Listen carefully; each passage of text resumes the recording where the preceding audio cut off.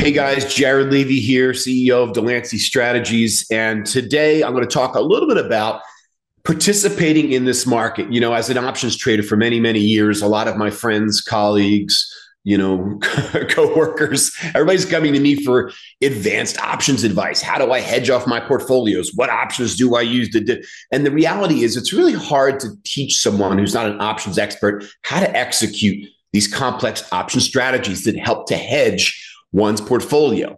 There's a great product out there.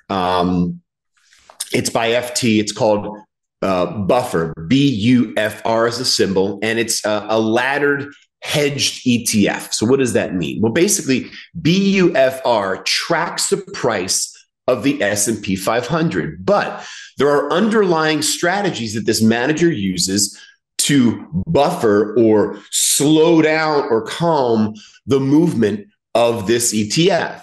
Okay. It also has a cap, a limit on how much you can lose. So let's assume the S&P crashes 30% or 40%. This buffer product would only lose about 10. So I like that, right? It does participate in the upside. So as the S&P climbs, this will also climb up. You get to capture about 70 to 75% of the upside.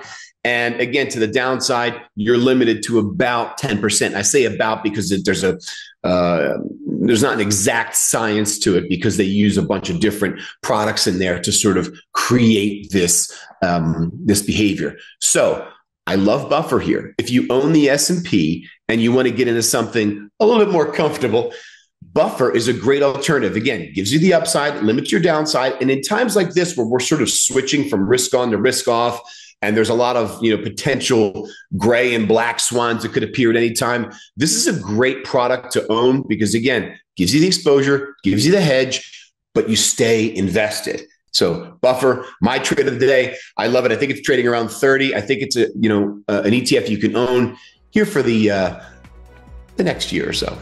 I'm Jared Levy. Have a great day.